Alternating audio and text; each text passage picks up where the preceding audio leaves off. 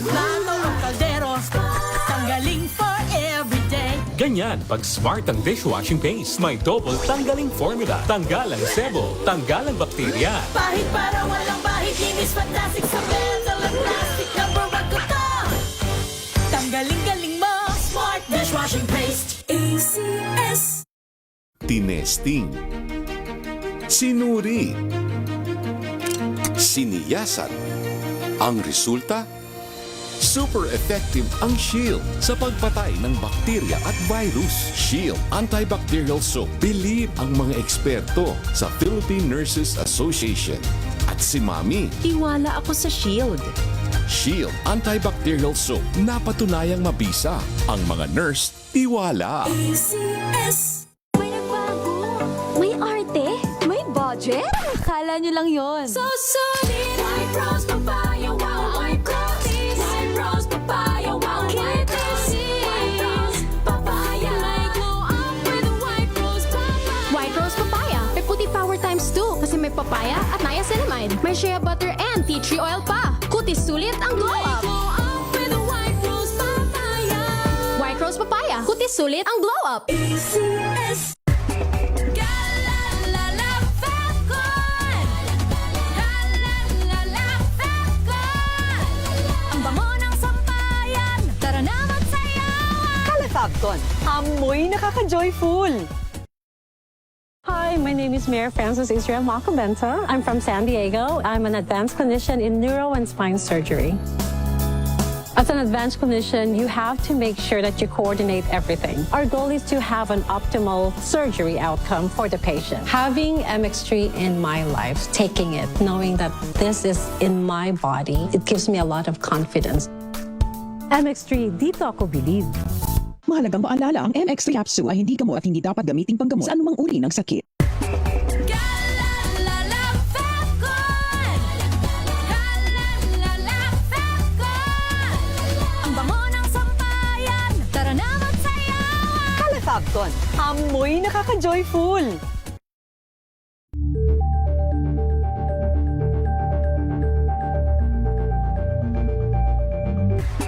Galalala, fat good.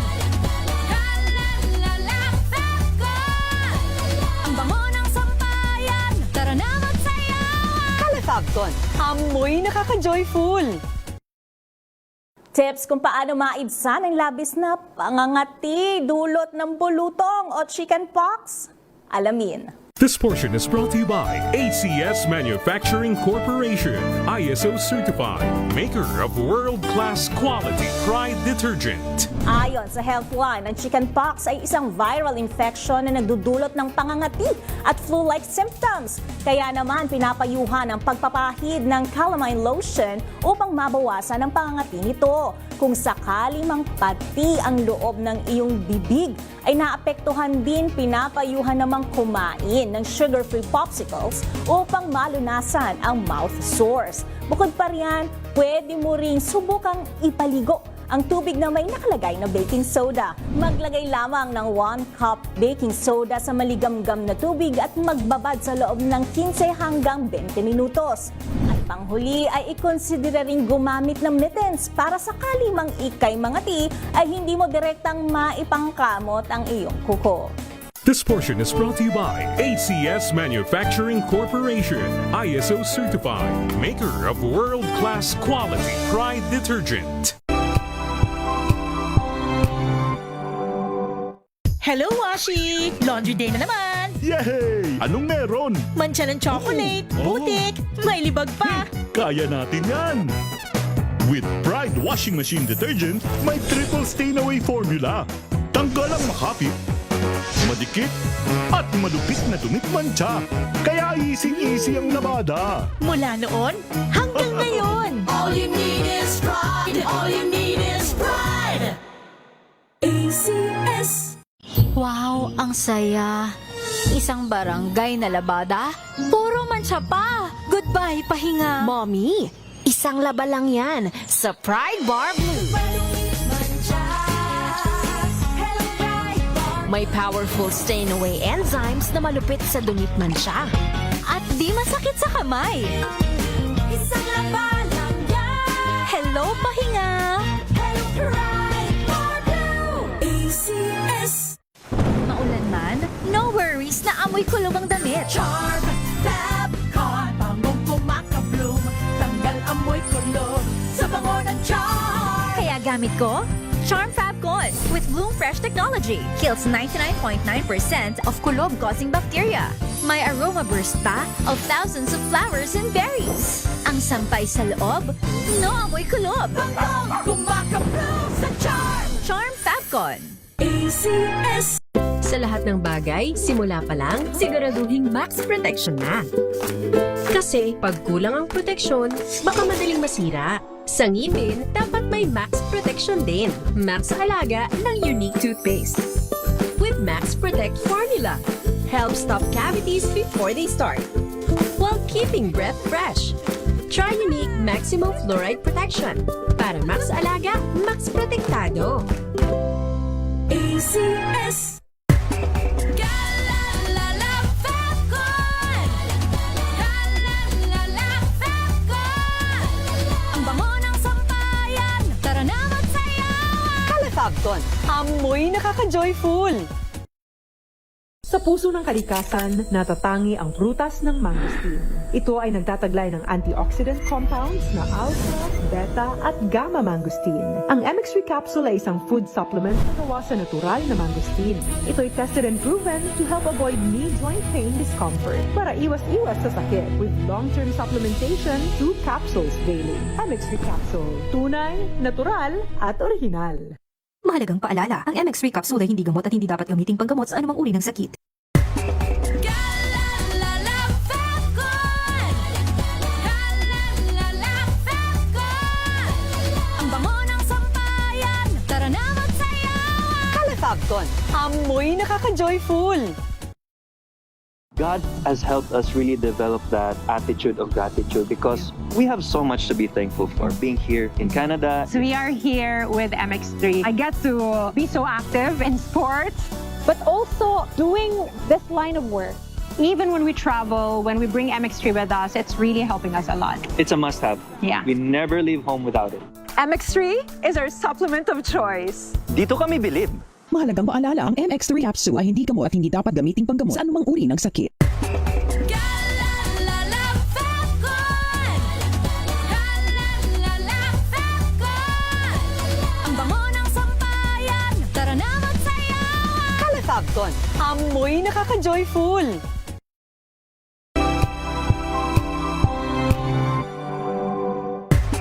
Galalala Fabcon. Galalala Fabcon. Ang bango ng sampayan. Tara na magsayawan. Calafabcon, amoy nakaka-joyful!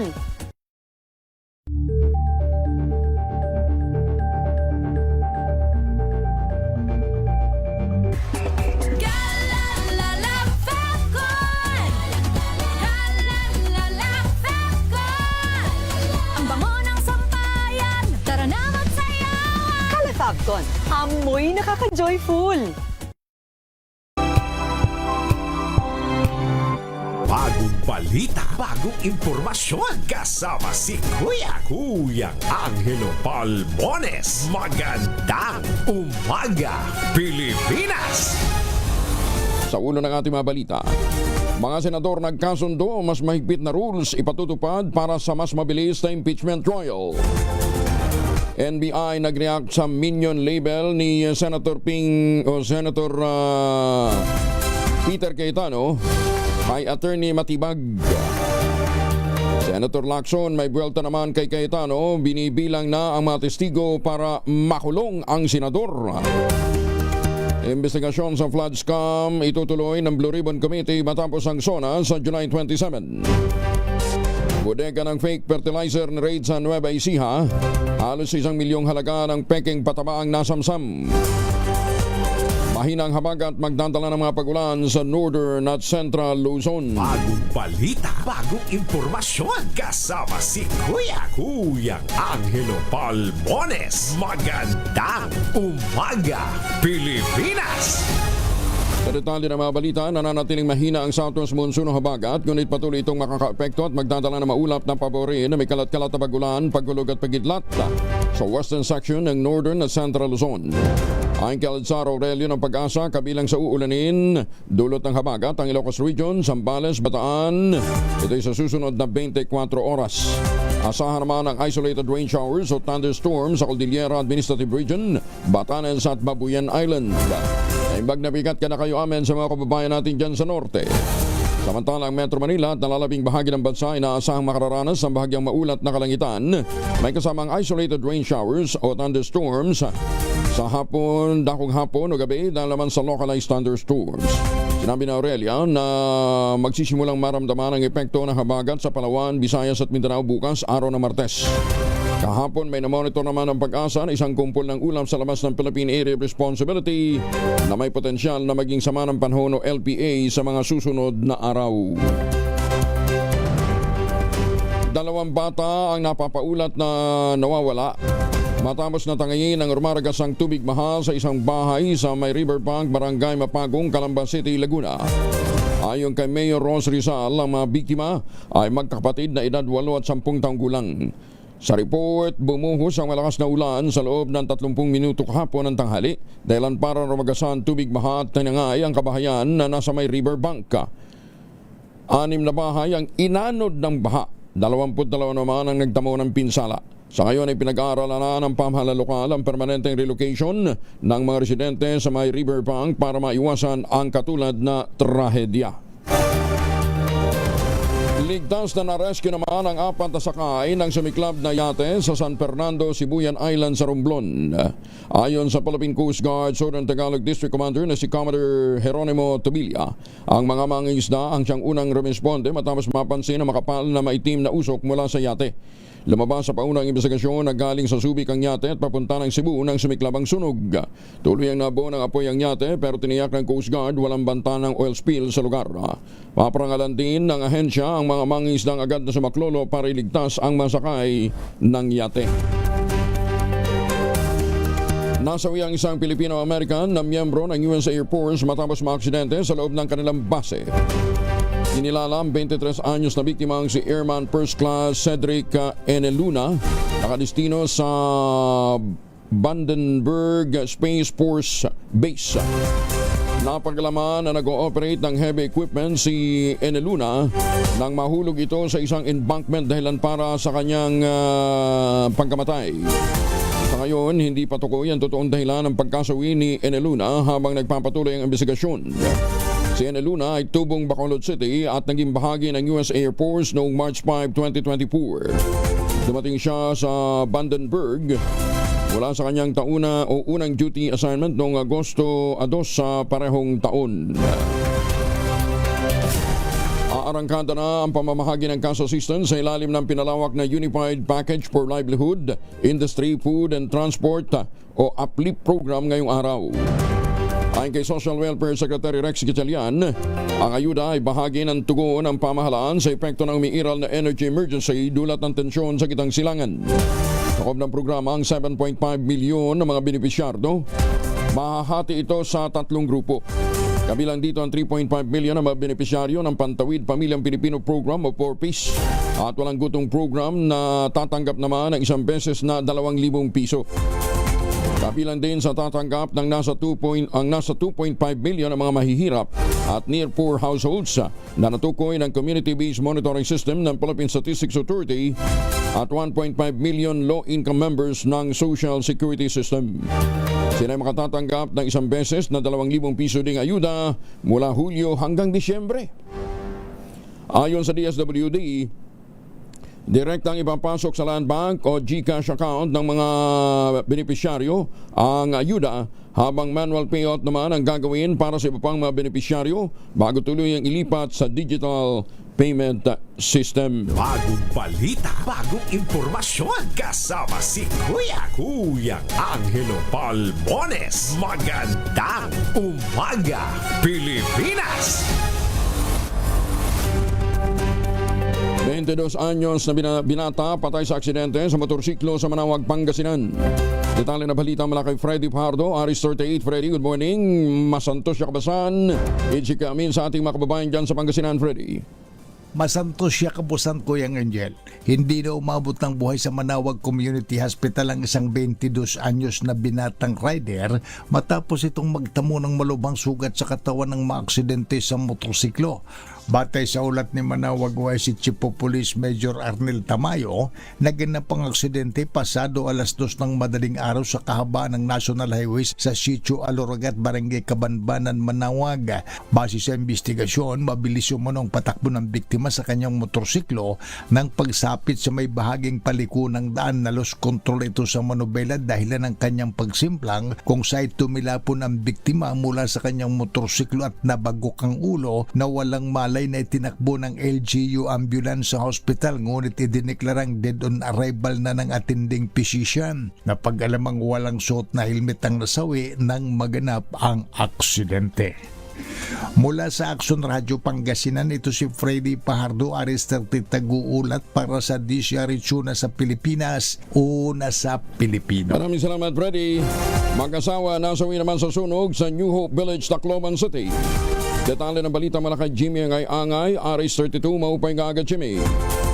Patay ang mag-asawang sina Paulo Menzula, isang barangay councilor, at Marivic de los Reyes Dimson matapos matupok ang kailang bahay ng apoy sa barangay 107 New Hope Village, Santa Elena, Tacloban City. Ayon kay Bureau of Fire Protection Tacloban City Fire Marshal Chief Inspector Darin Baclian, mabilis na rumisponde mga bombero para mapula ang apoy. Isang bahay ang tuluyang natupok habang dalawa pa ang bahagyang nasunog. 3 pamilya o 6 na individual ang napiktuhan ng insidente. Tinatayang umabot sa 60,000 pesos ang paunang halaga ng pinsala.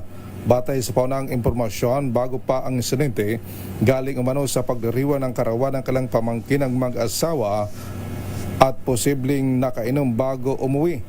Pinaniniwalaan ding maaring hindi na sila naklabas sa nagbahay habang nasunog dahil nakapadlock at nakadouble lock ang kailang pintuan ng tahanan. Patuloy naman ang investigasyon ng Bureau of Fire Protection ang naging sanhi ng sunog. Mula dito sa DYVL Action Radio Tacloban, ito si RS32 Jimmy Angay para sa DZRH, una sa Pilipinas, una sa Pilipino.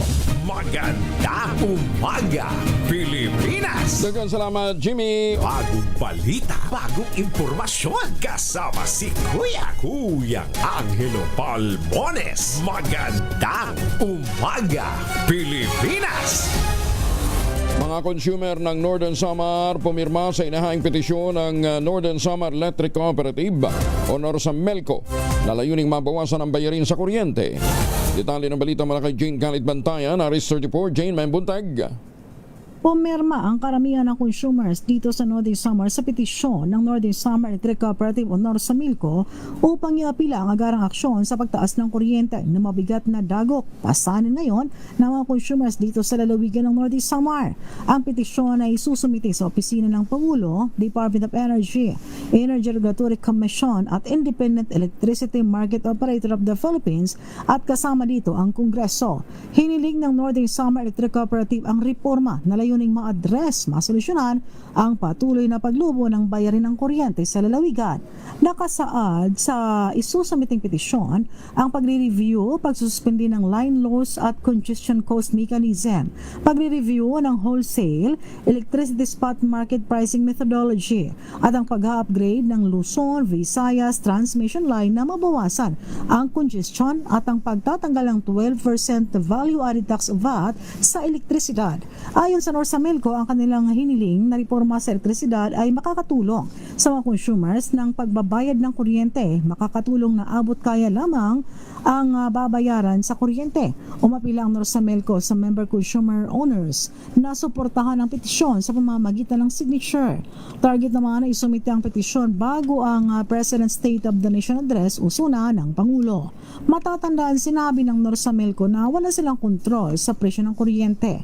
Ang tanging magagawa lamang daw nila ang pagsunod sa pinatupad ngayon ng ERC na hindi mag-i-impose ng anumang penalty sa mga hindi makakapagbayad on time at walang surcharge na ipapatupad. Nito lang nakarang araw, Nakipagpulong ang Business Club Northern Samar sa Norsamilco dahil sa pagtaas ng kuryente. Nanawagan ng grupo ng agarang solusyon dahil sa malaking epekto nito sa lahat ng sektor at consumers dito sa lalawigan. Mula sa Aksyon Radyo Katarman, RH34 Jane Galit Bantayan ng DZRH. Una sa Pilipinas, una sa Pilipino. Dagan salamat, Jane. Bagong balita, bagong impormasyon. Kasama si Kuya Angelo Palmones. Magandang umaga, Pilipinas! Tumaas ng 25.3% ang kaso ng pagkabansot ng mga batang Pilipino edad 5 taong gulang pababa nitong 2025. Ayon sa Second Congressional Commission on Education o EDCOM-2, batay ito sa inilabas na resulta ng 2025 updating survey ng Department of Science and Technology, Food and Nutrition Research Institute. Git ng EDCOM-2, mas mataas ito kaysa sa 23.6% na naitala noong 2023 at ito rin ang unang pagtaas ng stunting rate o pagkabansot sa bansa sa loob ng 10 taon. Patay sa datos, mas mataas ang kaso ng pagkabansot sa mga rural area kaysa sa mga urban area, habang kabilang naman sa may pinakamataas na bilang ng mga bansot.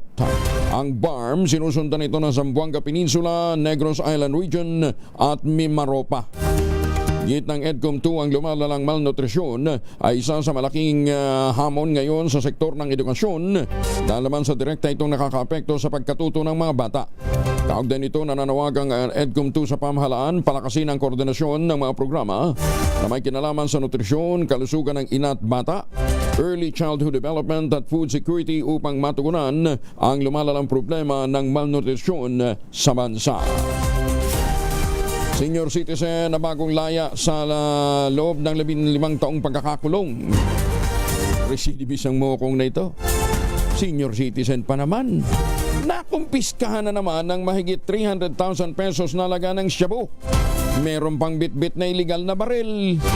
Yan po ay sa Limay, Bataan. Detalye ng balita mula kay Danny Kumilang, RH37. Danny, good morning.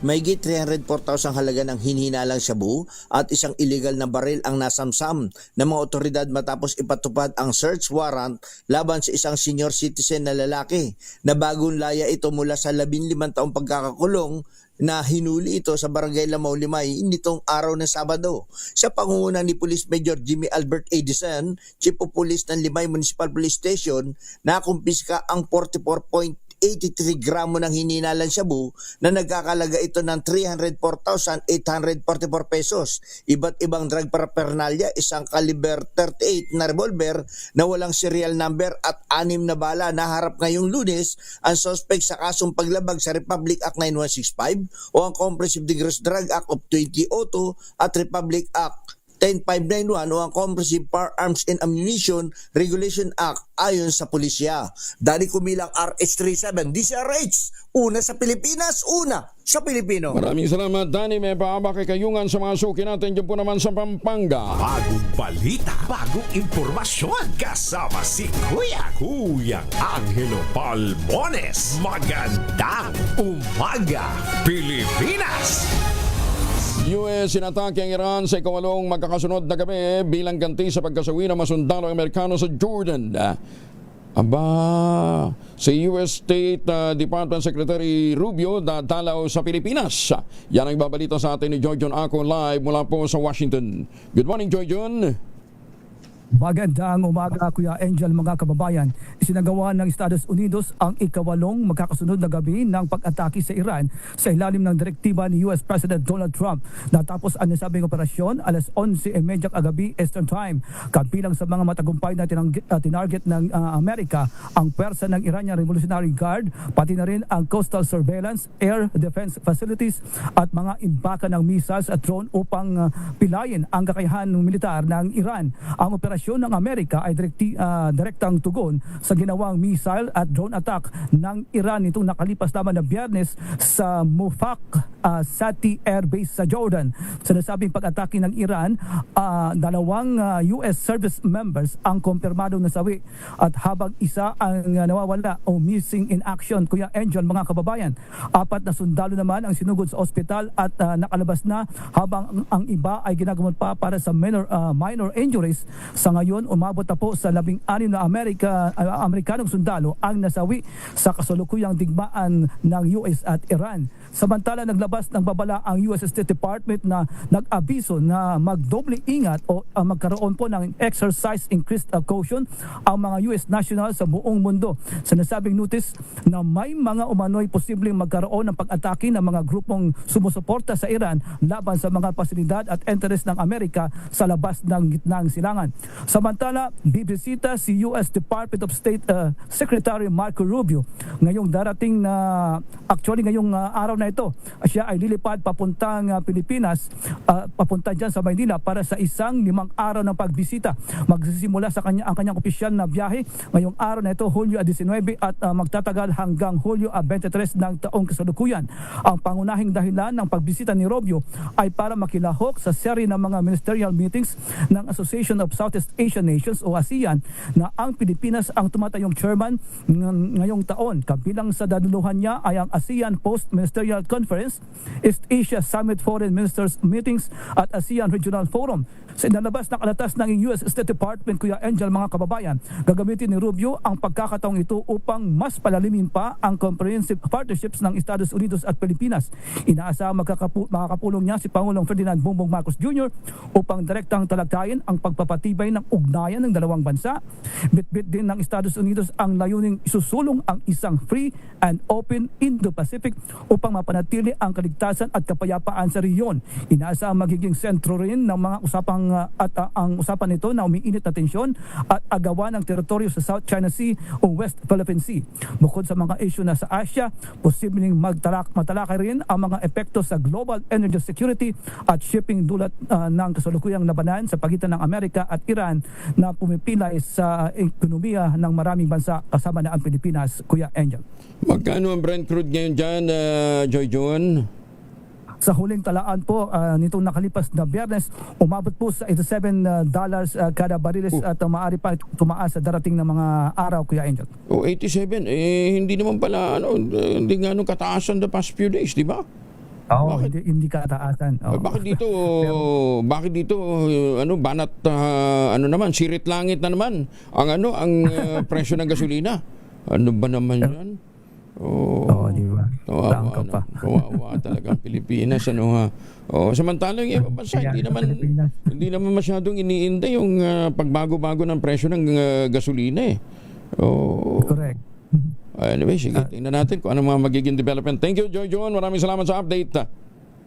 Balik sa iyo, Kuya Angel, at magandang umaga. Magandang umaga kay Joy John ako live mula po dyan sa Washington at sa lahat ng mga Pilipinong nakatutok sa atin dyan po sa New York area at sa mga nasa Harvard. Ayan, ha? Magandang umaga, Pilipinas! Sa mga nasa Boston pala. Boston, Massachusetts. Nagpaabot naman ng pakiramay ang Science Communication Philippines o SciComm-PH sa pagpanaw ng akademician na si Jose Maria Balmaceda na tinaguri ang isa sa haligi ng agham at matematika sa Pilipinas. Binigyan din ng SciComm, napakahalaga ang naiambag ni Balmaceda bilang mathematician, guro, tagapagtaguyod ng edukasyon sa larangan ng science and technology. Bilang akademician ng National Academy of Science and Technology Philippines at profesor ng UP Diliman Institute of Mathematics, malaki naging papel ni Balmaceda sa pagpapalakas ng edukasyon sa mathematics at STEM sa bansa. Naging inspirasyon din si Balmaceda sa maraming kabataang Pilipinong lumahok at nagtagumpay sa International Mathematical Olympiad. Samantala, ipinapanawagan naman ng SciComm-PH ang pagpapatuloy ng adikain at pamanang agham ni Balmaceda at gawin itong mas malapit at kapakipakinabang sa bawat Pilipino. Bagong balita, bagong impormasyon, kasama si Kuyang Angelo Palmones. Magandang umaga, Pilipinas! Nabuwag ng mga otoridad sa isang joint operation ang isang illegal na pasilidad sa paggawa ng fertilizer sa Nueva Ecija na malaking dagok sa patagong negosyo ng mga peking farm inputs, banta din sa ani ng mga pananim, seguridad sa pagkain at kabuhayan ng mga magsasaka. Nasamsam ng mga otoridad ang tinatayang 500 bags ng fertilizer na iligal na ginagawa, 21 granulator machines at ilang delivery trucks na tinatayang nagkakahalaga ng 900,000 pesos sa ginawang pagsalakay nitong July 15 sa barangay Santa Monica, Rizal, Nueva Ecija. Ang operasyon ay nilunsad matapos maaresto ang mga ahente ng illegal na fertilizer manufacturer na nagbigay ng impormasyon at nagresulta naman ng pagkakatukoy sa nakatagong warehouse. Ang inspeksyon ay nilunsad ng mga tauhan ng Rizal at Talavera Municipal Police Stations kasama ang Criminal Investigation and Detection Group na Ecija Provincial Field Unit, Regional Special Operations Group at Provincial Intelligence Unit. Diyan din ang Nueva Ecija Police Provincial Office at Fertilizer Pesticide Authority of the Philippines. Kinilala ng mga otoridad ang mga may-ari ng warehouse na sina Daniel de los Santos at ang may-ari naman ng Don Fertilizer Manufacturing. Nabigo si de los Santos na mapakita sa mga investigador ang permit at ang lisensya na kailangan para sa magmamanufacture ng fertilizer. Limitaw din sa verifikasyon ng Fertilizer and Pesticide Authority, nag-ooperate ang pasilidad ng walang rehistro. Pinapurihan ni Agriculture Secretary Francisco Tularal Jr. ang joint operations na niya ay naglalayong protektahan ang mga magsasaka at mga consumer mula sa panganib na dulot ng mga peking agricultural inputs. Nanawagan naman si Senator Bongo sa pagpapatupad ng mas mahigpit na hakbang sa seguridad para sa ride-hailing at transport network vehicle service drivers. Kasunod na kakasunod na insidente naman ang pagkamatay ng mga rider sa bansa. Ayon kay Senator Go, kailangan tiyakin ng pamahalaan at ng mga ride-hailing platform ang kaligtasan ng mga naghahanap buhay lamang sa lansangan. Binigyan din ni Senator Go, hindi dapat na maging normal na ang karumal-dumal na krimen laban sa mga TNBS drivers at mga rider. Hinimok din ng senador ang mga otoridad pag-aralan, ipatupad ang mga hakbang tulad ng mas mahigpit na pagpapatunay ng pagkakakilanlan ng mga pasahero, real-time trip monitoring, in-app emergency pictures at ang mas mahusay na koordinasyon sa pagitan ng ride-hailing companies at mga law enforcement agencies. Ang panawagan ni Senator Goy kasunod naman ang insidente ng pagkamatay ng mga rider sa Cavite at Caloocan na isinagawa ng mga nagpanggap na pasahero. Ang mga pangyayaring ito ay naglalantadan niya sa panganib na kinakaharap ng mga TNBS driver sa kanilang araw-araw na paghahanap buhay. Huwag naman nating biktimahin yung mga katulad ng mga bata ng mga naghahanap buhay. May mga batang binubuhay yung mga yan eh. Iimbitahin sa flood control probe ng Senate Blue Ribbon Committee si Senator Alan Peter Cayetano at ang nakababata nitong kapatid na General Manager ng PTV4 na si Lino Cayetano. Ayon kay Committee Chair Senator Erwin Tulfo, ito'y may kaugnayan sa Manoy Ghost Flood Control Project sa Taguig City. Iginit ni Tulfo, dapat maganda si Senator Alan dahil mismo ang kanyang kapatid na nagsilbing alkalde ng Taguig ang humirit na imbestigahan ang flood control project sa lungsod mula 2022 hanggang 2025 nagkakahalaga ng 6 billion pesos. Mariin namang itinanggi ni Senator Alan na may ghost project sa Taguig kasabay ng pagkwestiyon nito sa mga yaman ni Tulfo gayon din ni Senator Ping Lacson. Nakatagdang magpatuloy ang flood control probe ng Blue Ribbon pagkatapos ng State of the Nation address ng Pangulong Bongbong Marcos sa July 27. Bagong balita, bagong impormasyon, kasama si Kuyang Angelo Palmones. Magandang umaga, Pilipinas! Dalawang sundalo sugatan sa enkwentro sa pagitan ng mga tropa ng 50th IB at mga nalalabing armadong miyembro ng makakailuang grupo. Detalye ng balita mula kay Romy Gonzalez sa RH42. Naimbag na bigat, Romy. Dalawang sundalo na sugatan matapos makasagupan ng mga tropa ng 58th Infantry Battalion ng Philippine Army ang mga nalalabing armadong kasapi sa Ilocos Cordillera Regional Committee ng CPP-NPA sa Sitio Ambalag, Barangay Lanang, Lacob, Abra, pasado alas 12 ng tanghali kahapon. Batay sa report, nakatanggap ang mga personnel ng Lacob Municipal Police Station ng tawag sa telepono mula sa isang kasapi ng Philippine Army na nagpabatid na may nangyaring sagupan sa pagitan ng mga tropa ng 58th IB na pinangunahan ni Second Lieutenant Joshua Panga at tumikit kumulang 10 armadong miyembro ng ICRC. Tumagal ng ilang sandali ang sagupan na humantong sa pagkakasugat ng 2 sundalo sa panig ng gobyerno at hindi nabatid kung may nasugatan naman sa panig ng mga rebelding NPA.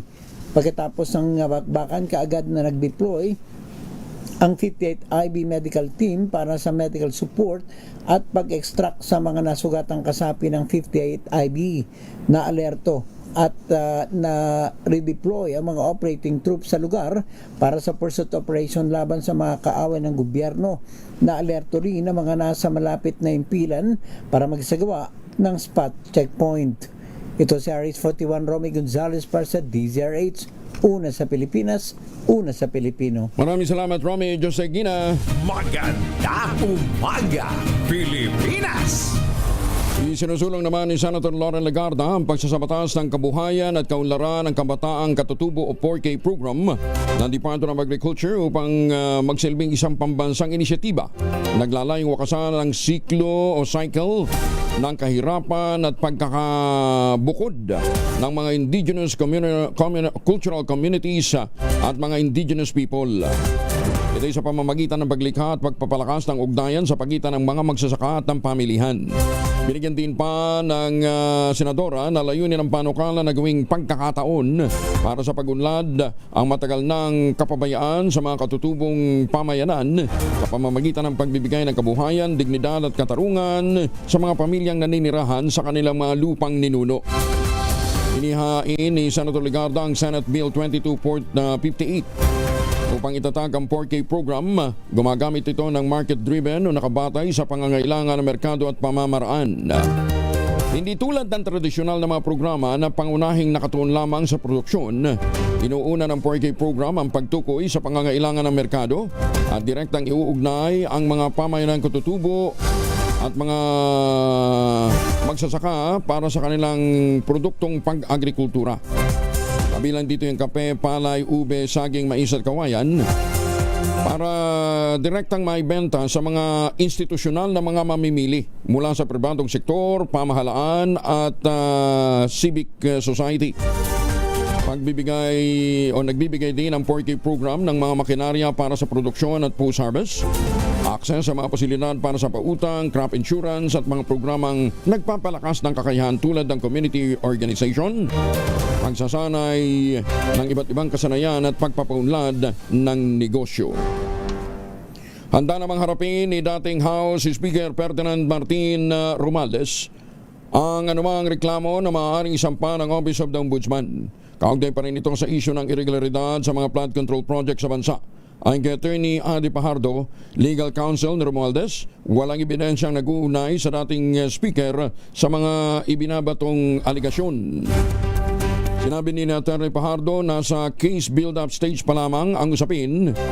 Wala pa ngang isinasagawang preliminary investigation o pinapadalang subpina kay dating Speaker Martin Romualdez.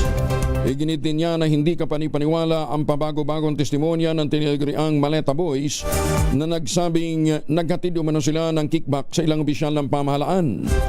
Matatandang sinabi naman ni Ombudsman Crispin Remulla, malapit nang matapos ang fact-finding investigation ng kanyang tanggapan. Binanggit din dito na halos handa na silang isilalim sa preliminary investigation upang matiyak na matibay ang kasong ihahain sa korte. Bilang reaksyon, sinabi ni Pajardo dapat mabigyan si Romualdez ng pagkakataong formal na sagutin ang mga paratang bago pa man magkaroon ng anumang konklusyon.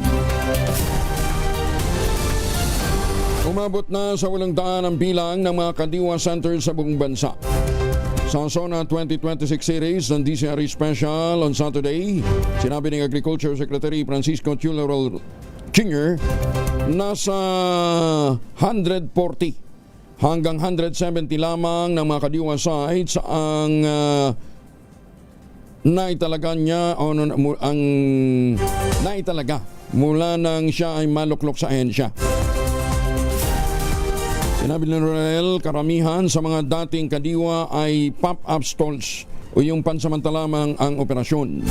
Target naman ng DA na mapalawak pa ito sa 1,500 kaliwa centers upang mabawasan ang papel ng mga middleman at mas mailapit sa mga magsasaka ang mga mamimili. Sa pamamagitan ng programa, direktang makakapagbenta ang mga magsasaka ng bigas, isda, karneng baboy, manok at iba pang produktong agrikultural sa mas mababang presyo. Pumasok ako dito as the DA Secretary, mga 140 to 170 sites lang kadiwa at karamihan doon pop-up pa yung nandyan minsan, mamaya wala. Parang bula, no? Ngayon we have 800 sites operational. From 100 to 800? Yes. Nationwide? Nationwide. Ang target namin minimum 1,500.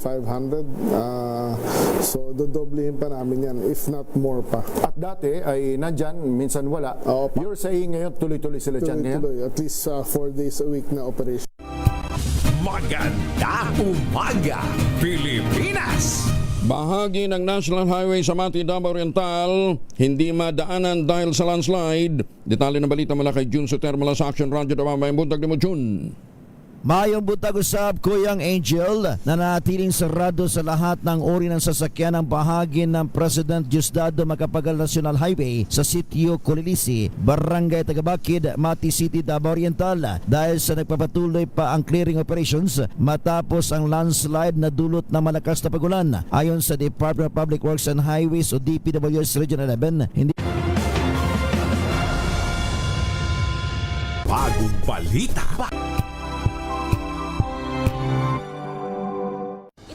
Ng naitalang 17 individual na ang kanilang naaresto. Metro Manila Development Authority o MMDA ang No Contact Apprehension Policy o NCAP sa Metro Manila. Sa ang ilang mga dokumento ay peke. Hindi rin legal ang employment na ipinangako sa kanila. Sa mata ng batas, mananagot ang sangkot at may sala. Dahil sa bawat paglabag, may karampatang parusa. Alamin ang mga pananagutan sa likod ng mga bawal. Dito sa Hoy! Bawal Yan, tuwing Sabado, alas 11:30 ng umaga. Dito lang sa DZRH TV.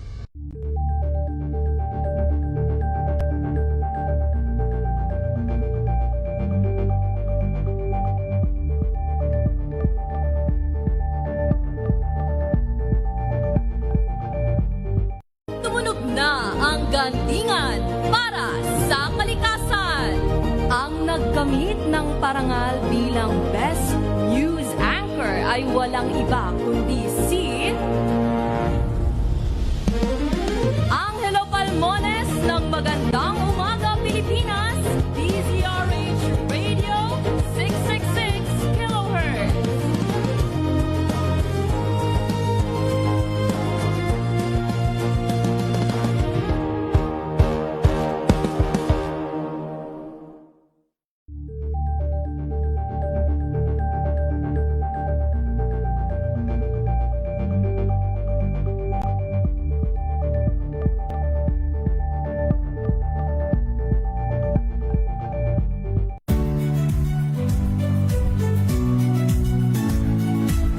Magandang araw mga kaibigan. Ito po ang inyong balerina ng bayan, si Lisa Makuhay Lizalde, na nag-aanyaya sa inyong samahan kami at ang aming mga espesyal na panauhin para sa kalahating oras ng masayang kwentuhan sa aming programang Art to Art, kung saan ang usapang sining at kultura ay para sa lahat.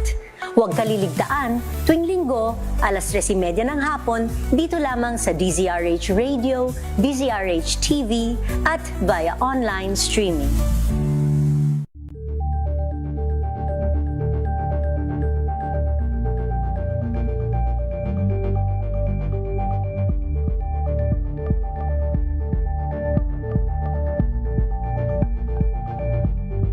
We've got you covered. From the hottest hits, exclusive interviews, kilig to the bones fan meet experience, and hataw performances of your favorite stars.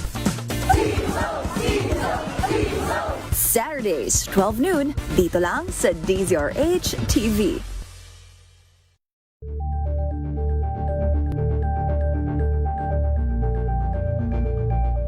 Curious ka ba sa maraming bagay? Kami na ang bahala dyan. Aalamin, tutuklasin at bibigyang linaw namin ang mga katanungang bumaba